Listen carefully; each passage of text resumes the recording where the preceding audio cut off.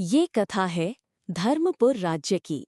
एक समृद्ध और शक्तिशाली राज्य जिसकी सीमाएं नदियों, वनों और पर्वतों से आशीर्वादित थीं, जिसके शौर्य की गाथाएं दूर दूर के देशों तक पहुंची थीं। परंतु शौर्य के उस स्वर्ण सिंहासन पर बैठा था एक राजा जो भीतर से शून्य हो चला था। उस राजा का नाम था समरदेव, एक विजयी सम्राट जिसकी तलवार ने शत्रुओं को झुका दिया। परंतु उसी तलवार ने धीरे धीरे राजा के भीतर के धर्म को भी काट डाला। एक दिन राजा समरदेव ने अपने दरबार में राजपुरोहित पंडित वशिष्ठ को बुलाया। प्रजा में असंतोष था और राजा का मन व्याकुल। हे वशिष्ठ, मैं युद्ध में विजयी हूँ, परंतु इस मन की हार का उपाय क्या है? राजन, जिस दिन विजय को धर्म समझ लिया जाए, उसी दिन आत्मा अपना प्रकाश खो देती है। तो क्या मैं अधर्मी हो गया हूँ? धर्म से भटकना पाप नहीं, परंतु भटकने के बाद भी न लौटना वही पाप है। लौटिए और धर्म को पुनः अपनाइए। उस रात राजा की नींद नहीं आई। उसने पहली बार अपने कक्ष में सिंहासन की ओर नहीं देखा, बल्कि अपने अंतर्मन की ओर देखा।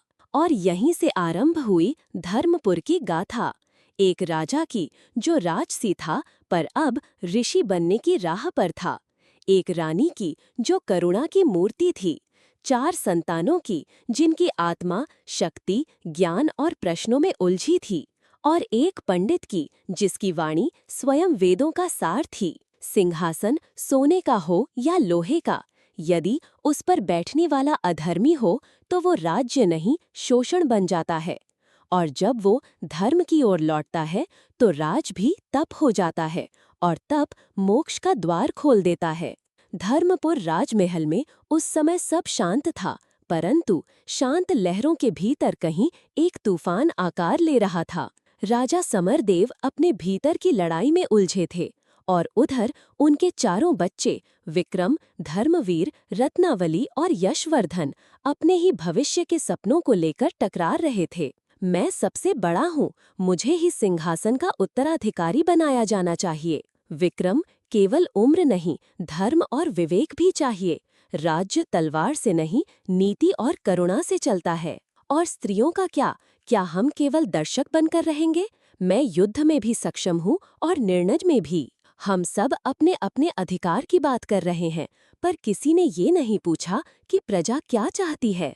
और तभी वहां आई रानी सतीवती, शांति की मूर्ति, जिनके स्नेहिल शब्द क्रोध को भी शांत कर देते थे। मेरे बच्चों, राज्य कोई वस्त्र नहीं जो योग्य को पहनाया जाए। यह एक व्रत है जो केवल वही उठा सकता है जो स्वयं को सबसे छोटा समझता है। तो क्या शक्ति और पराक्रम व्यर्थ है माता? नहीं पुत्र, शक्ति तब तक अमृत है जब तक वो सेवा के लिए प्रयोग हो, वरना वो विष बन जाती है। तो हम कैसे जाने कि सबसे योग्य कौन है? जब तुम में से कोई अपने अधिकार से पहले प्रजा के आंसू देखेगा, वही राजा कहलाएगा। उस दिन से चारों संतानों की दृष्टि बदलने लगी। जहाँ पहले सत्ता थी, अब वहाँ सेवा दिखने लगी। परंतु ये परिवर्तन आसान नहीं था, क्योंकि अगला अध्याय एक ऐसे संकट की आहट लेकर आया जो धर्मपुर की नींव हिला देने वाला था। जहाँ ज्ञान, साहस, नीति और करुणा एक ही कुल में जन्मे, वहाँ संघर्ष स्वाभाविक है, परंतु उस संघर्ष से जो आत्मबोध जन्मे, वही राज्य को धर्ममय बनाता है। धर्मपुर का आसमान बदल रहा था। सूर्य जैसे बादलों में छुप गया था और एक अनजाना भय चारों ओर फैलने लगा था। पूर्व दिशा से समाचार आया।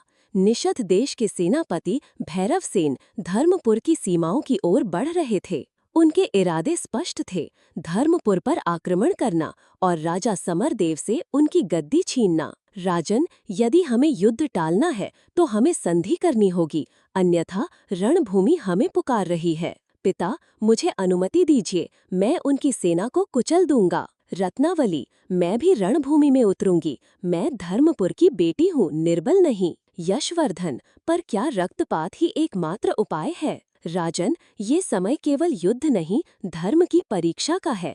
आइए हम पहले पंडित वशिष्ठ की वाणी सुने। राजसभा में मौन छा गया और तब धीमे कदमों से आए पंडित वशिष्ठ। उनके चेहरे पर शांति थी, जैसे समय उनके अधीन हो। राजा समरदेव, गुरुदेव, धर्मपुर की रक्षा कैसे होगी? क्या ये संकट हमारे कर्मों का फल है? पंडित वशिष्ठ, राजन, संकट केवल बाहर नहीं आता, वो पहले भीतर जन्म लेता है। जब राजा धर्म से डगमगाता है, जब संतानें केवल अधिकार चाहती हैं, तब प्रकृति स्वयं युद्ध को आमंत्रण देती है। तो क्या ये टल नहीं सकता? संकट टल सकता